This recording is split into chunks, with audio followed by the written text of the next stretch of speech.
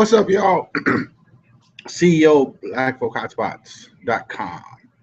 Um, want to host a hangout for members and just Black business owners so that we can start getting some um, basic introductions done.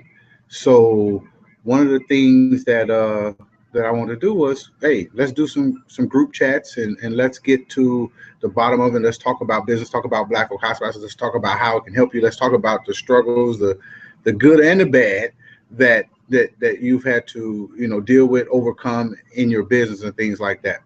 Um, and with the advent of technology, it just makes it so much easier to do something video. That way, um, we used to do conference calls. We used to do straight up calling, but now we can literally you know see other emotions and things like that, so that versus off the phone as well.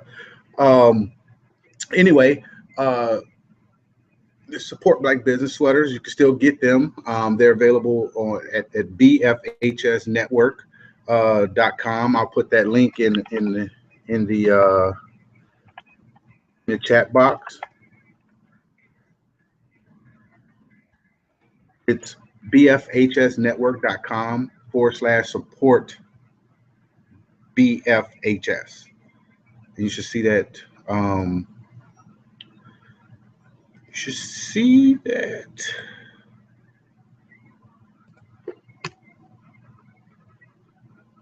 You should see that link now. Um, anyway, so if you have if you're here, type something in the description. We're starting to, see people log in. Sorry I was a little bit late, but had some things that popped up at the last minute as usual.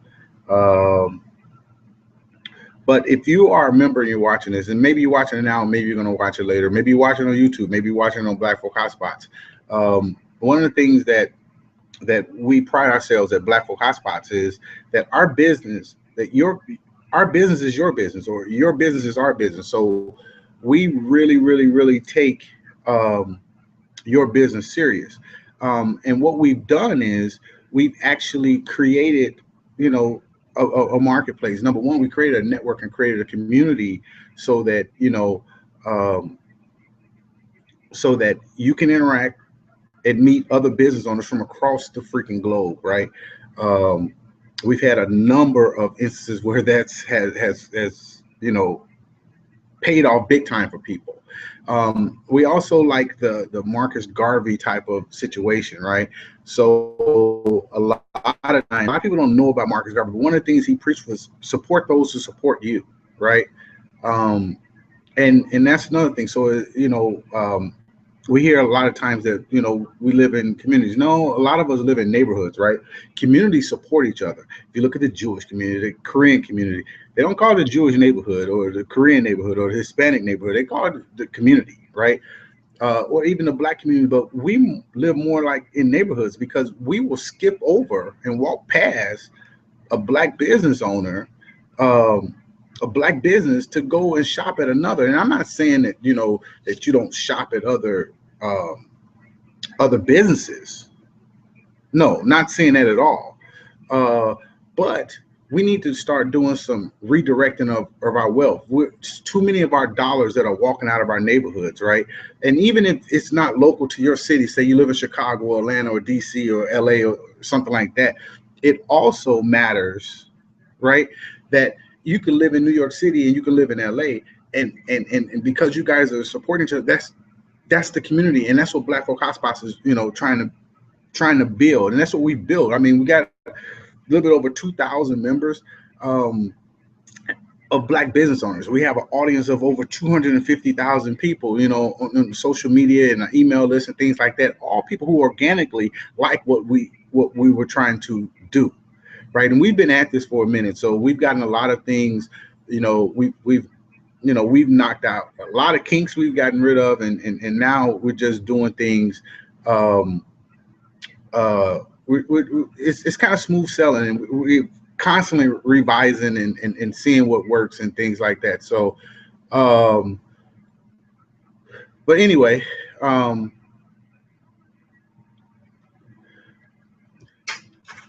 that's just where we at right now. Hold on a second. So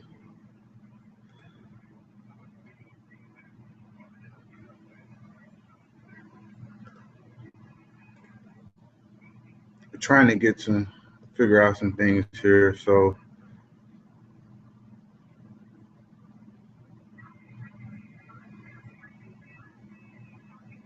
we can make this right. I keep saying I got to get better and better and better at this. So I'm gonna do more and more and more tomorrow.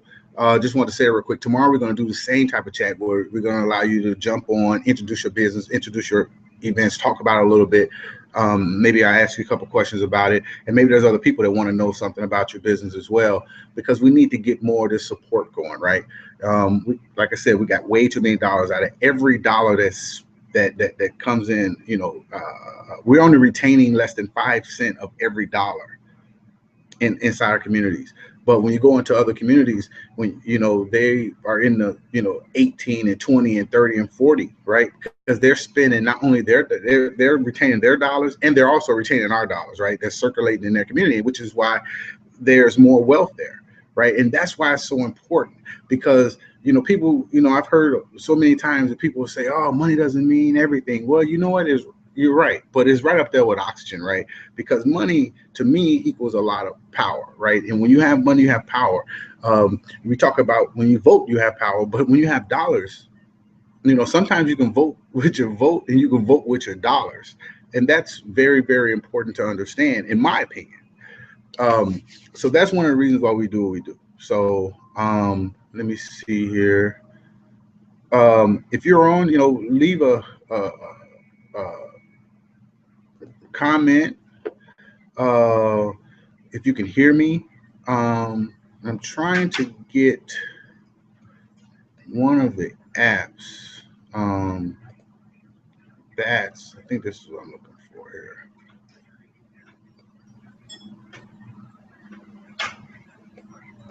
I think this works.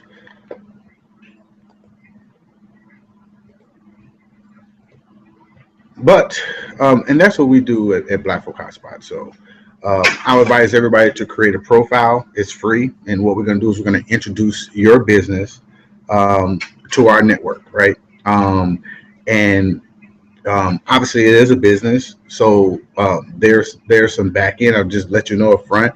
And if you choose to take that route, right, you don't have to. And as it comes up, we'll continue to share it and put it into your business, into our rotation, because we have people who want to know that Black businesses exist. It's been times where we've introduced somebody in, say, Oakland, that didn't know another business was sitting in Oakland or event was going on, right? So on top of that, one of the main things that we do, what we charge for, is if you want to tell us more about your business, you want to post blogs, videos, pictures, flyers, things like that. The more that you post, the more that we can put into rotation. And when it does cost. There's an investment involved in that, which is like, $5-6 a month, right? And we're always running specials. So if you jump on the specials, then you're going to be good. But at the most, you're going to be spending, if you go month to month, $10-15 a month, and you can post unlimited events, right? So what I like to tell people, is if you're an event host and you're doing an event once a week and you charge $10 for your people to get in, if one person, especially female, because they don't really ever roll by themselves, they usually say, hey girl, you want to go I'm going to this comedy show, I'm going to this club or this lounge and this, that, and the other, right? And you want to go. So a lot of times 1 equals 2, and many times with females 1 equals 4. So if they go there, they have a good time, they feel safe, you treat them right, they're going to come back. So that $10 that you might have spent to advertise that event, now you're going to get, $40 back. If you do right by that, just say they come once a month, right? $40 times, 12. And let's just say they take 2 months off, right? That's still $400 or $480, and you paid us what, $10? Or if you did it monthly, you paid us $120, but you made 400. I'm sorry, but I'll take that deal every single month. And the same thing with your customers. You know, the one thing that a business owner, a mentor told me was, know how much a customer is worth to you over the course of a year or the course of their lifetime, right? So I look at a person and so then you know how much you can invest to acquire one customer. Because if you do it right, that one customer is going to equal more and more and more, because if you treat that customer right, they're going to refer you to other people. They're going to let other people know the good experiences, especially if you ask, you know, because I know a lot of us, we like to talk about all the negative experiences, right? And believe me, I get plenty of them. We don't work fast enough for somebody. We don't do this, but we have a system. You know, it's no different from McDonald's having a system or Walmart having a system or, you know, any other company that has a system, right? That we can plug in a 16-year-old to do and just tell them this is what you do, bam, bam, bam, bam, bam. You know, and so many times like, hey, I posted a blog, you need to approve it. Well, yeah, we're going to get to it, but you know, there's other people that posted blogs, and because we have a system, we will get to it when it's done. And which is crazy is because, you know, we posted a blog and like the first half hour, you know, there was like 300, 400, you know, views to it. And those things are very, very, very important, right? And doing those things. Who do we have that are want to jump on real quick? You don't necessarily have to say anything if you don't want to, but you know, it takes time. You know, sometimes people, you know, they are afraid, and also too, if you don't want to be on camera, like maybe because you're working from home and you know you got your hair tied up or this, that, and the other, you don't have to, right? Okay, you could do something really, really simple. You could turn off your cam, and it can only bring your voice, and then it'll have whatever image that you keep. Like I'll show you real quick. Like if I turn on my camera, that's what you're gonna see, right? Can't really see my face, but that's all you're seeing. So you can do that. You don't necessarily have to show your face. I don't have a problem showing mine. I don't have a problem showing my scruffy beard, but I actually like my scruffy beard. But anyway, I'm trying to think some other things about Black folk hotspots, right? We get a lot of traffic. We get more traffic than most. We get we're ranked in like the top 500,000 websites in the whole entire world, and like the top 100 or so in the United States. And to me, that's huge when you consider there's over 200 million websites out there. And then when we look into people that's in the Black business space, there's no one that's even close to that. You know, even these places, maybe one or two, I'll tell you that. So I think that we're in the top 5 to 10 of all in the Black business community space, right?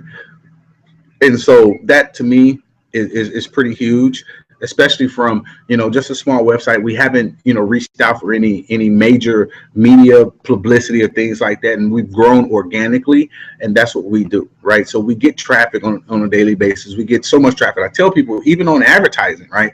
You know, there's people who you know, who come and they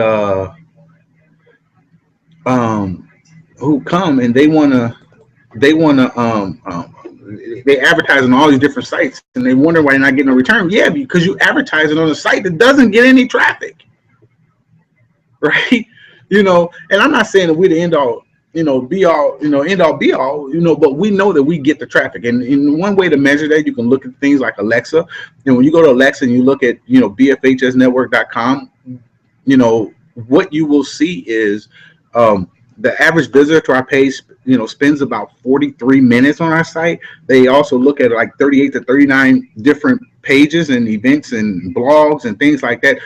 So what happens is, with us sharing things and introducing people, you know, people come into the site like, oh, this is cool, which is what they may have saw on Twitter or Instagram or Facebook or LinkedIn or Google Plus or, you know, YouTube even.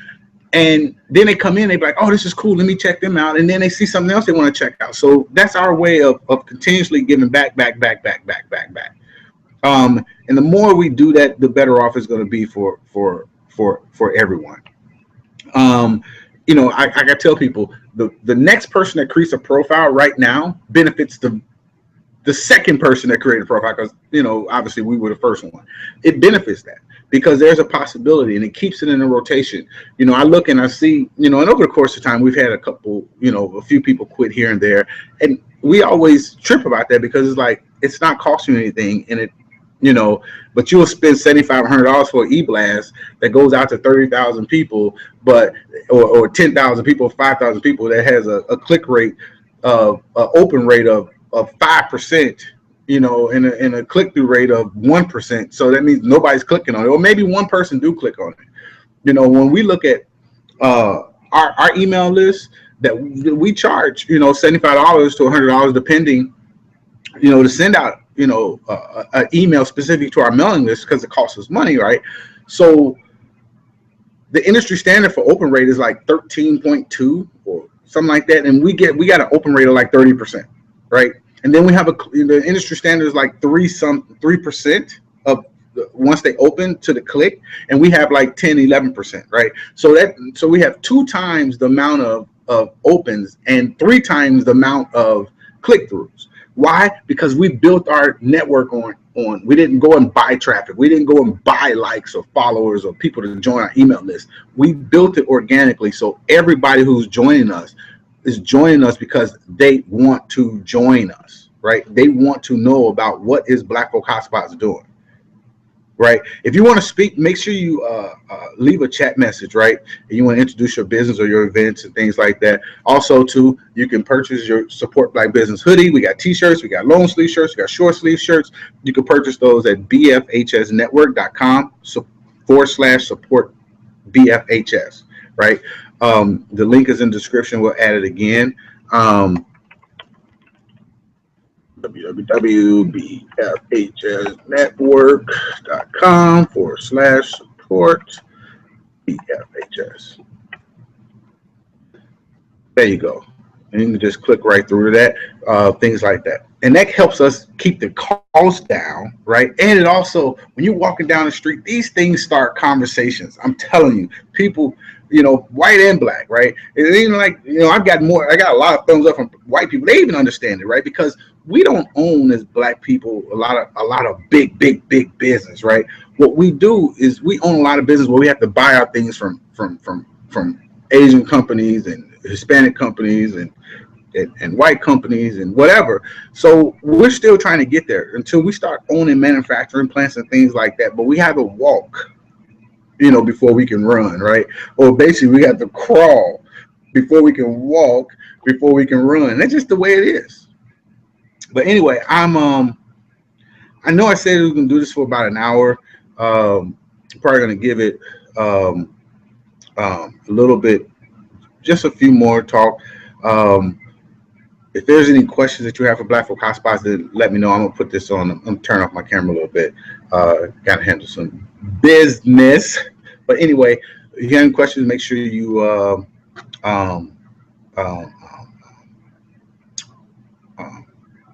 post a message in the chat, and then we can bring you on live.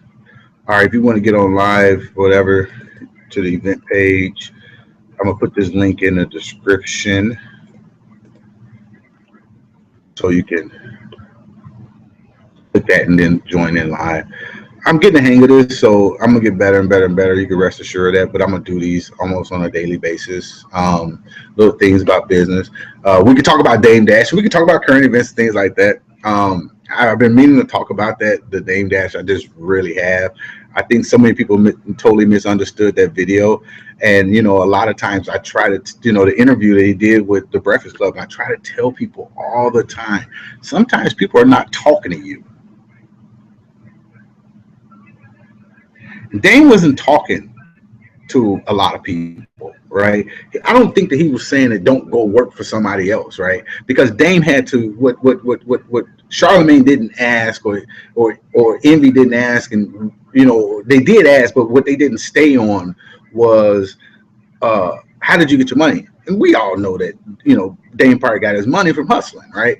But and from the reports and articles and things like that, he did get it from hustling, right? What I mean, it happens, and a lot of business owners, not me. I never got into that. I hustled like selling candy bars, and that I bought, and then I sold them for a profit, or cutting grass, or doing things like that. That's how I made my money as a youngster, right? I didn't go out and I wasn't selling drugs or dope. Like I got friends that did that, and they, that's just what they did. They risked their freedom. That was just not something that I was willing to do, right? Number one, I didn't know how to tell my mom and my grandfather that I'm in jail, or better, worse yet, somebody shoot me, right? Who and I know that I could still get shot, just walking down the street, apart from police. But at the same time, that's just a risk that people take, right? There's different avenues, and if that's what you grew up with, and that's what you know, and that's a bigger discussion in itself, right? Because if you read like Michelle Alexander's, the new Jim Crow, her book, or you go to YouTube and listen to some of her lectures that she's giving, it's a well thought out plan. And then you got to put a lot of stuff together. And that's what I try to tell people. Don't keep yourself in in that little box, right? You got to, the circle. Like I always tell people, I don't think, people are like, oh, I think outside the box. Yeah, okay, whatever. I was thinking outside the box when I was like 12, right? I now think outside the circle, because the box is still keeps you somewhere, but that circle is huge, right? You know what I mean? So it's all of, you can go to work for somebody else, right? And you can stack your chips and stack your chips and stack your chips and stack your chips until you got enough, but you got to have a plan. When I started Black Folk Hotspots in 2008, it came to me as a dream, right? Now, granted, it didn't cost that much nowadays with the way the internet is set up and things like that, but I had set a dream. I had set a goal of, I was working in corporate America, so a lot of things that we did, we didn't really charge too much for or whatever, because corporate America we was working on trying to build things. Just like, I read something the other day that when Dame started concert promoting, that's what he did when he got out of the hustle business, street game. He went to concerts and club promotions, and one of the things he did is he was like, the first 100 women in the club, we're gonna give you a bottle of Moet or something like that, right? And the line was like around the corner. And that's huge. That's huge. And that's let them know that, hey, this was a viable business. And that's one thing led to another. And then, he linked up with Jay, and he heard about this young dude, and he started putting some money behind him and getting him, Dame had I'm not Dame apologist. Dame had a lot of the skill sets. And a lot of things people don't understand is, a lot of us mix up our skill set. They mix up things, with passion, right? They mix up passion with screaming and yelling. Dame likes people who, you almost, to get his respect, you almost have to work as hard as he does, or harder. And from what I've seen from him, right? And then, Dame is like a person that I would challenge him, and we would go at it, because I don't think that he's violent where he's going to swing.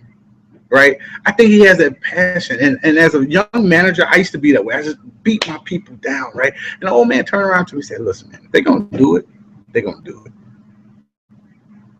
He had all the gray hairs that I got down. He's like, all that wisdom, right? If they're gonna do it, they're gonna do it. If they're not, they're not, right? You're on 100% commission, which is the same thing in the streets and record business. If you don't go out and try to sell the records, you're probably not gonna sell none,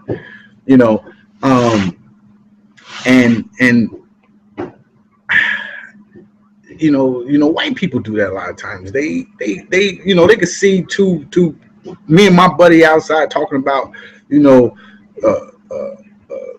the Bears versus the Packers, right? Like, say he's a Packers fan, and of course I'm a Bears fan, or Cubs, White Sox, right? And no, I'm a Cubs fan, he a White Sox fan, and they would literally, if they just can't hear our voices, they would think we're about to go to blows. So a lot of times we, what a person thinks from hearing things third party or seeing things without audio is totally different from what it actually is, right? And I don't think Jay-Z will be where Dame is. I mean, I don't think Jay-Z will be where he is without having ever crossed paths with Dame. From the video, the very first video, he dropped that money, he made the connections, this and the other, and getting the money, from how he got the money to shoot the video and things like that, from a lot of ideas. And I'm sure that Jay was, just listening to his lyrics early on, I'm sure that he had a skill set, he had certain things. But I just don't. I think that you put those two. You got Jay the laid back. You got Dame with all this passion. That's like a best thing ever happened. And Jay probably sit back like, yeah, okay, whatever. How you do his thing, right? And Jay's like, yeah, we gotta go. But that you need that. You can't have two of the same people, which ironically is, listen to the interview and they talked about why Kanye left, right? Why when Rockefeller broke up, and why Kanye rode with Jay versus rode with Dame. I mean, it may be a lot of other factors that went into that, but from the outside looking in and from what I heard, because I can only go by what a man say, right? Him and Dame had the same attitude. That would have been a collision, right?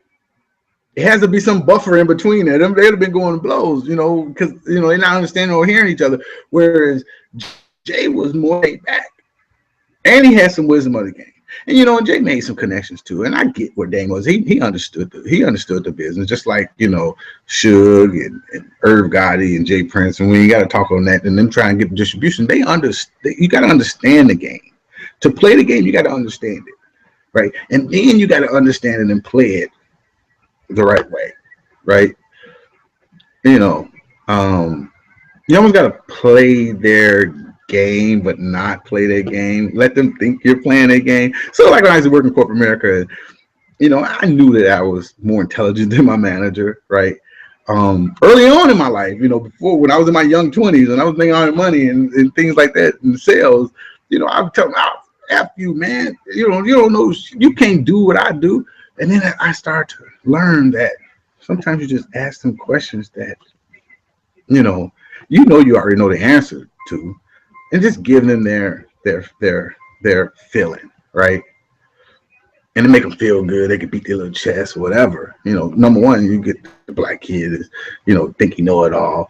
So a lot of times, just ask them questions. And there's one white dude said to me, he said, man, I know what you're doing. I'm like, what you mean? He's like, I know what you're doing.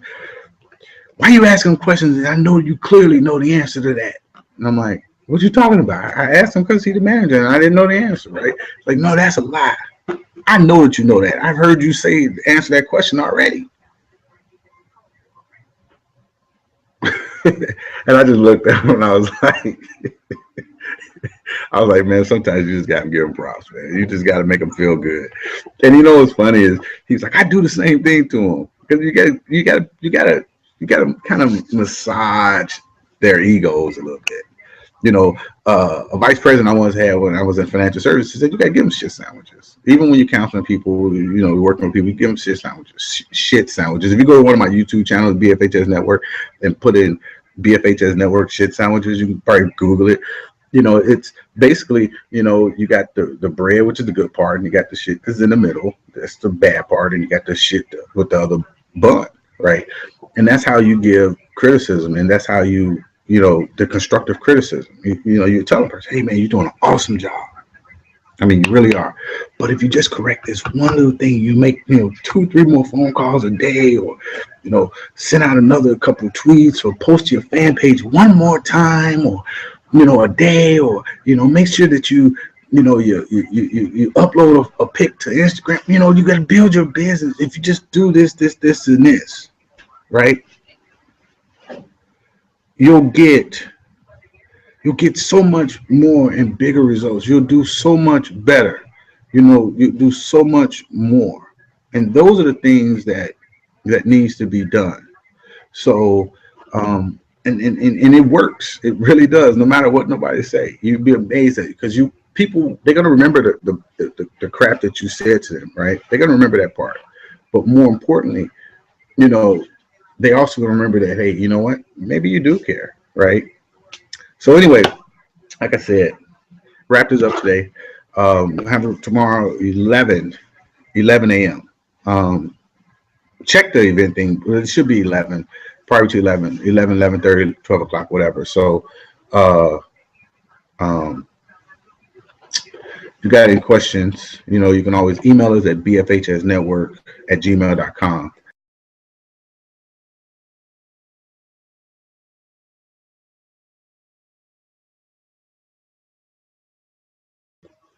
And do those type of things.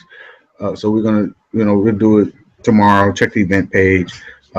Email us if you've got any questions. bfhsnetwork@gmail.com. You also make sure you create your profile at Black Folk Hospital for your business so that we can share it and introduce you to our network, right? Um, and join our network. Post your events, because I always tell people, if I don't know about your events, and that's what we've been doing for 5 or 6 years, think about how many other people don't know to attend. If I don't know about your business, think about how many other people uh, don't know. Just think about that, right? We got a network of over 250,000 people. Now, we know about a lot of stuff that's going on, but if we don't know about it, then it's other people. So that means the word is not out. And I'm sure it's the same way. A lot of people don't know about us, right? But we understand that. But daily, we're letting more and more people know. We're reaching out to people. We're on the phone. We're doing these calls. We're tweeting. We're LinkedIn. We're using social media. And that's one thing that I know. I've built so many businesses based off of social media. My thing is, I just never really had the passion to sustain them and things like that. But I had a legitimate passion for business owners, and that's what it is. So that's what I do. I know how to make it work, but I can't. I'm useless without you, right? And I'm not saying that you're useless without me, but we can do so much better if we connect it, right? And even if you don't ever upgrade your membership to the awesome membership, you're still gonna be doing all right, right? You're gonna get something more than you had, right? You're gonna have exposure to another set, hundreds of thousands of people, right? And we know that just because our network is 250,000 people, all 250,000 people are not going to see it. So that's why we always try to say your network plus our network equals even a bigger network for you, right? Or our network plus your network, however you want to look at it. If we got, I'm just going to use 100,000. We got 100,000. You got 100,000. It's 200,000 for you. Now we know that, with Facebook, for instance, they, a lot of the reach and things are going down and down and down and down, right? Because yeah, Facebook is about making their money. And yeah, I get that, right? But one of the things, if you're not doing things correctly, you've seen a drastic decrease. And I hear people complaining about it. And I'm like, don't complain about it. Do something about it, right? And I try to tell them over and over and over again how to get that reach up, how to get it up. But they don't want to listen, But when I look at mine, our reach is like 28% of our network. Got like 45,000 fans and like 16, 18,000, 12, 13, 14,000 are in our reach category. And I know you look at these other ones and it's like 1 to a like. You can't always worry about likes because there's reach and things like this. This engagement, it counts likes, comments, shares, and people who've seen it. So you got to look at those numbers, and those are things that you use to grow your business. And once you find something that works, and I try to tell people, I know if it works for us, it'll work for you because we share your businesses. So it's your stuff. I'm just saying.